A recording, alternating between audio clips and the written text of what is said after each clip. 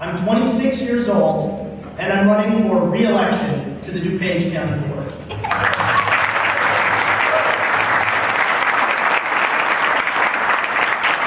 And I want to make a note of this, especially for Jay, wherever he is sitting out in the audience, I am one of the 99%. In 2008, I had just received my associate's degree from the College of DuPage. I was working as a clerk at my local drugstore.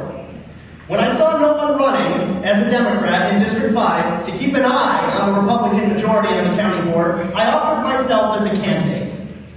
I didn't want to just be a placeholder. I wanted to offer the voters a real choice. And I ran because I believed in something. That year, we also had a presidential candidate, a wonderful young man named Barack Obama. I'm not sure if y'all remember him. But that year, Barack Obama was speaking to this country and saying, we can work together. We can solve this nation's problems together. We can care about one another. And most of all, he called the youth of this nation to service. I wanted to answer that call. Because like many here in the room tonight, I wanted to prove that my generation is not as self-absorbed and apathetic as the media would have you think. I wanted to prove that people my age could not only care about government, but could care about local government. When I first ran for this office, DuPage County was just recovering from a doomsday budget scenario. Under single-party rule, the county board had spent over $70 million of water commission money, slashed spending in stormwater abatement over the previous 10 years, and was still running a deficit. Their way of fixing this situation was to send the chairman of the board to Springfield and have him ask for a quarter-cent sales tax to be imposed on all of Chicago's collar counties to plug that budget hole. And after all that, the incumbents on the county board still came to the voters and asked for a continuation of the status quo. That November, I was honored and privileged to receive the votes of over 32,000 of my friends and neighbors here in District 5. I was the youngest person ever to be elected to the county board. I was the first Democrat elected to the county board from the Aurora-Naperville area in well over a generation. And I was proud to join Dirk Anger and Rita Gonzalez as the first team of Democrats elected to that body since the Watergate scandal. And there's so much I've learned and experienced since then. In 2009, I was honored to become the chairman of the Development Committee, which handles zoning and land use in unincorporated DuPage. In no other forum will you see neighbor pitted against neighbor more often and more vehemently than that committee. I've presided over some of the most controversial development issues facing the county in recent times, and through all of it, I've always looked for a way to find that middle ground, that place where opposing sides can agree. It is possible. I've seen it happen. Working together with my colleagues on both sides of the aisle, we've been able to find the middle ground on at least 3 of those developments. And we didn't just stop there. For the past 7 years, Dirk mentioned this earlier, in one form or another, DuPage County has been striving to find a way to effectively regulate places of assembly of all kinds in a manner that respects the sacred constitutional rights of institutions, while also taking into account the special infrastructure needs of developments in unincorporated DuPage. For the past year, I worked with my colleagues, county staff, and most importantly, the members of the public and of the organizations that represent places of assembly in DuPage County to help craft a comprehensive change to our zoning code that finally addresses this question.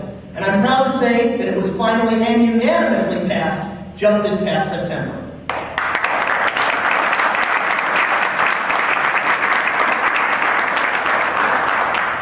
I forged a positive working relationship with all my colleagues on the county board, regardless of their background or political stripe, because I believe that local government can show Washington how to get things done. In an age where all we hear about in Washington is how divided the parties are, here in DuPage you can see Democrats and Republicans working together to solve our collective problems.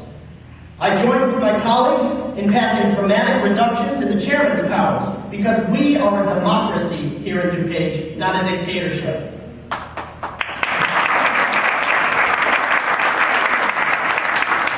I've sat on a committee that drafted changes to county policy to increase transparency and asked to increase the number of meetings we hold at night when the working citizen can join us.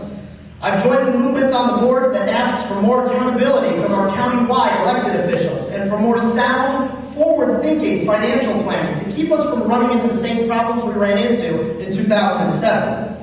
I'm also proud to say that I have never and will never vote for an increase in your taxes or for any new taxes or fees. DuPage County is learning that it's not as insulated as it once was from the financial troubles that are plaguing our nation. You'll hear the phrase fiscal conservatism a lot in the county campaign. And I consider myself fiscally conservative as well, but what I think is more important is fiscal responsibility.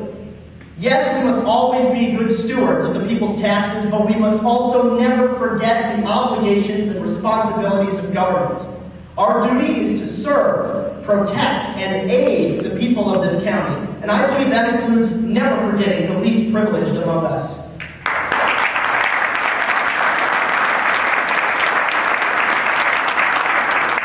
How a community treats its least fortunate is the measure of that community's character. I was raised my entire life in DuPage. I want to be proud of our community well into the future. There's still work to be done. You'll hear the majority touting that they've doubled the number of night meetings here in DuPage this year. Well, the number has doubled from 2 to 4. The rest are held at 10 o'clock in the morning on a work day, and some committees hold their meetings as early as 7:30. That's not enough. When every one of the other 39 municipalities that are entirely or partially located in DuPage hold their meetings at night when the average person can come and watch them, what makes us so special? As of this moment, city county officials are not banned from taking contributions from companies that do business with the county. There's a limit, but there's no ban. That doesn't go far enough. The gray area is that we cannot regulate candidates that aren't incumbents, and that calls for ethics reform in Springfield that I will wholeheartedly support. If you're a DuPage County Board member like me, and you serve for 8 years in the office, you get vested in an 80% pension provided by the Illinois Municipal Retirement Fund. If you're a DuPage County employee, though, and work for 40 years, you're vested in a pension that pays you less of your than that of your salary. In what way is that fair at all? When I worked at the drugstore part-time, I didn't get a pension. I've not paid into the county's pension. And I'm not afraid to turn to my colleagues on the county board and say that it's time to show the people we're not in this for the money and get rid of our pensions altogether.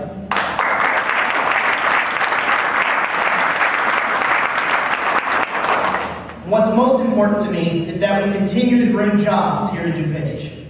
That means creating the atmosphere that companies need to be productive here. We can't be prejudiced against bringing in service jobs or low-wage jobs. This is a recession. Americans need work, and if we limit ourselves to favoring job growth in certain sectors, especially sectors that aren't growing, we will not grow, and we'll continue to see our unemployment rate rise.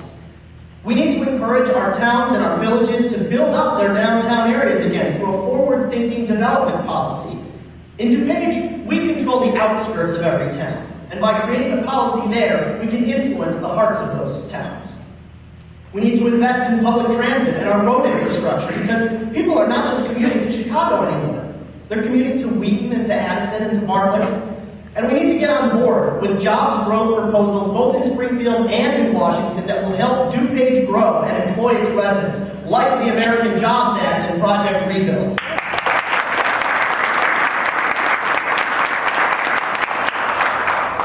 We kept Navistar here in DuPage. That's a start. Every level of government should remain representative of the public it serves. In DuPage, Democrats may be a minority, but we are a sizable one. We deserve a voice in our government, and I hope I can continue to provide that voice. And not just by myself. Dirk, Rita, and I will need help keeping an eye on the majority while continuing to work with them. And ladies and gentlemen, I truly believe that 2012 can be our year. Every political campaign is successful not because of the candidate or the media, but because of the people who gather to support it.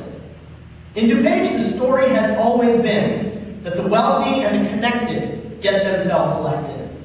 We proved a president can be elected on the strength of the people. I want to see that happen for all of us running for local office too, and that's what tonight is really meant to represent. I want to close by thanking all of you for your support. Dirk and Rita for being my colleagues and my friends through all of the ups and downs. Bob, Amy, and the rest of the Democratic Party of DuPage County for having faith in me and supporting me with your confidence and your efforts. To the township organizations, Naperville, Lyle, Winfield, and all the others represented here tonight for giving me the legs I need to stand on and the heart I need to listen to. And most especially, to my friends and family, the people who've made me into the person I am today. Every person is a jigsaw puzzle, and everyone around them provides a different piece. Mom and Dad especially. I love you both. Thank you for raising me to be who I am today.